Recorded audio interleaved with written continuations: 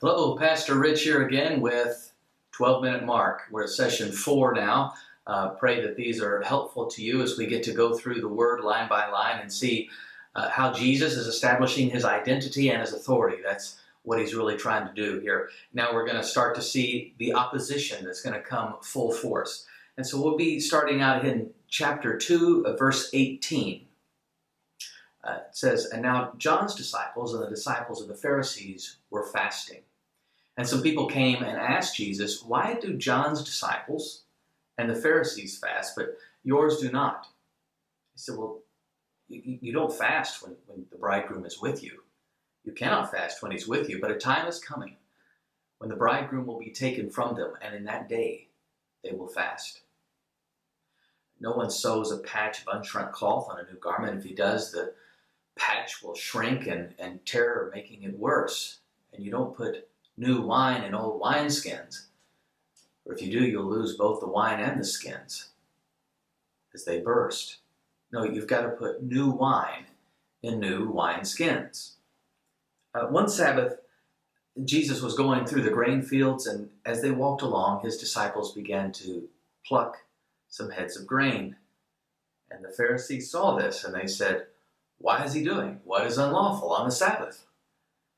And Jesus said, 'Have you never read what David did in the days of Abiathar, the high priest? He went and took some of the consecrated grain that was lawful only for the priest to eat, and he gave some to his companions.'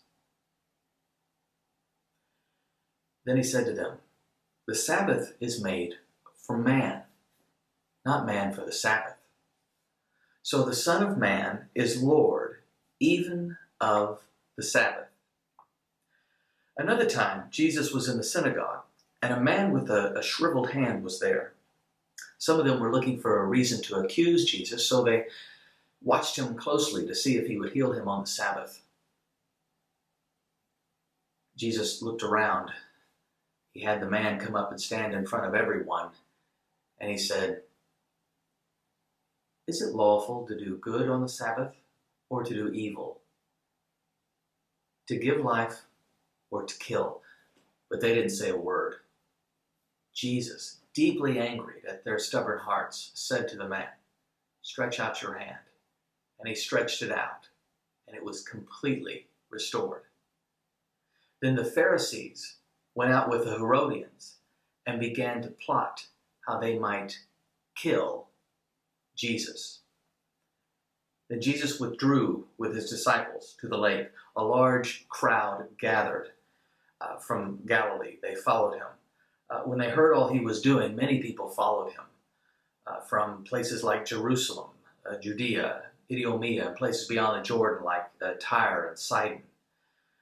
Because of the crowd, the disciples had a small boat ready for him, for he had healed so many that the people pressed against him to touch him.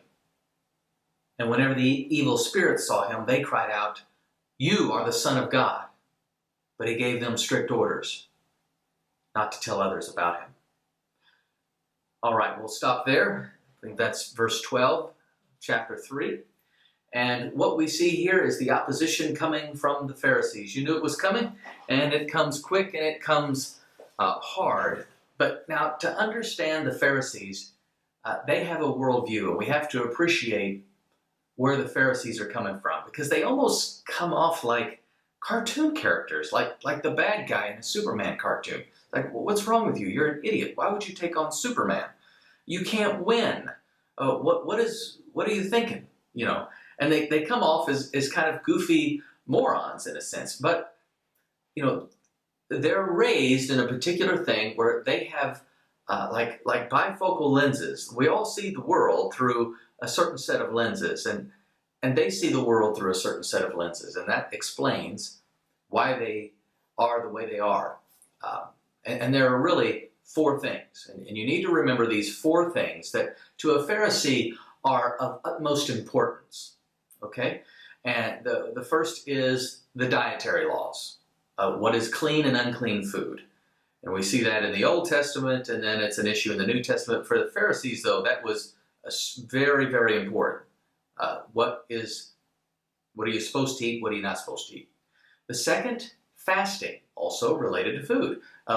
When you fast, how you're supposed to fast, etc., etc. It was a big deal. That was their whole world. The next thing are the cleanliness laws about all kinds of objects and items, things that are clean and unclean. And then the fourth is the Sabbath. The Sabbath is of utmost importance to them.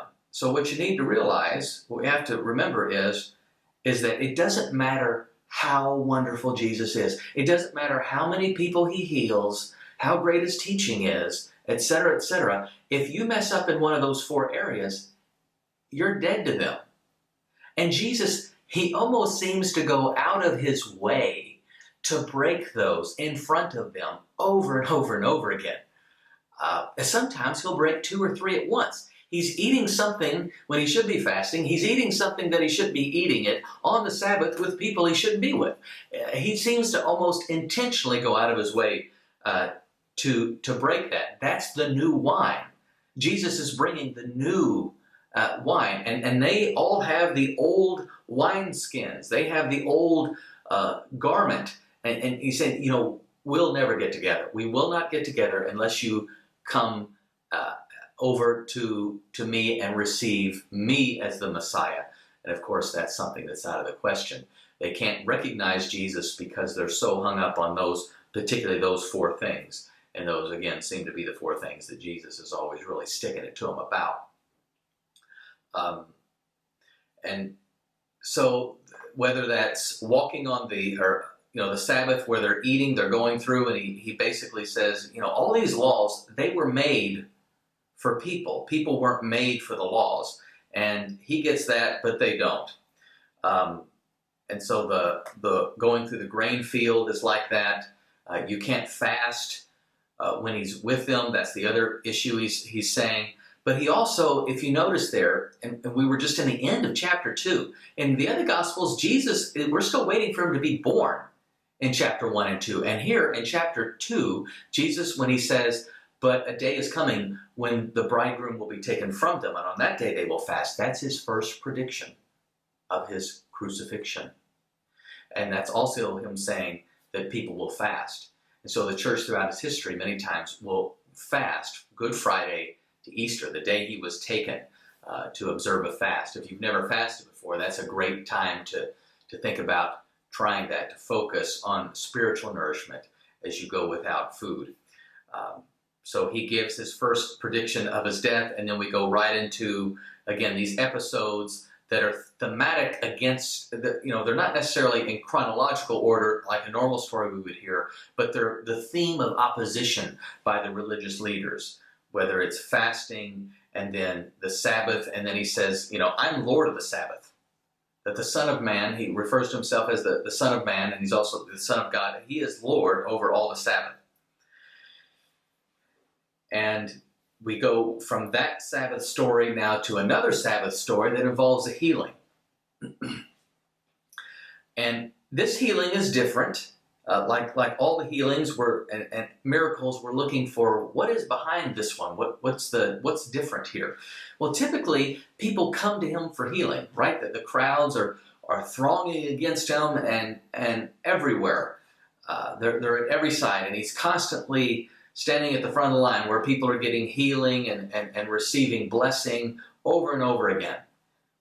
This guy, however, Jesus seeks him out. They're in the synagogue.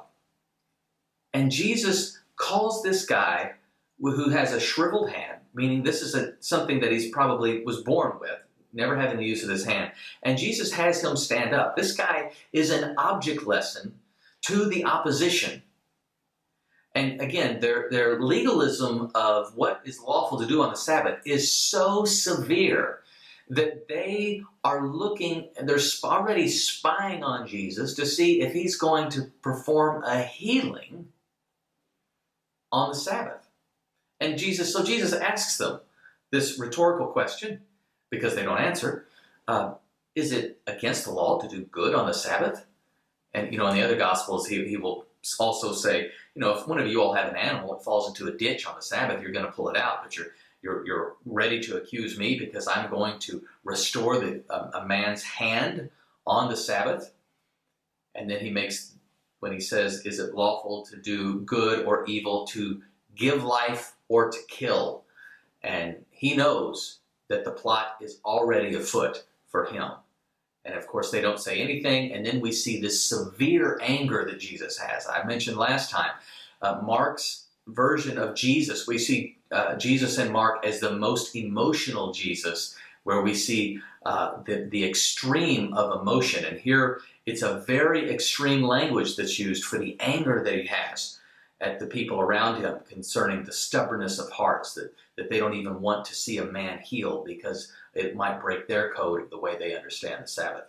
And then at the end, we got the plot.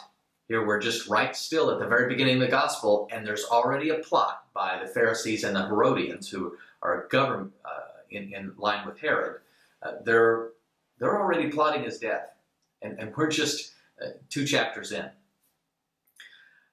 And then we get the little section there at the end about, again, the crowd. He's going now to the lake. He's getting ready to teach. The crowds are so bad that it says his disciples, they get him a boat. And so he has to now go out off the shoreline a little bit and teach from a boat, because people are coming everywhere in all the regions that it lists, all those towns that are listed. And then we conclude there with a little bit about him continuing to keep the demons quiet because of that Markan messianic secret that he doesn't want them to be a spokesperson. Well, that's our 12-minute mark. Continue to invite others to our study as we go through. God bless, and see you tomorrow.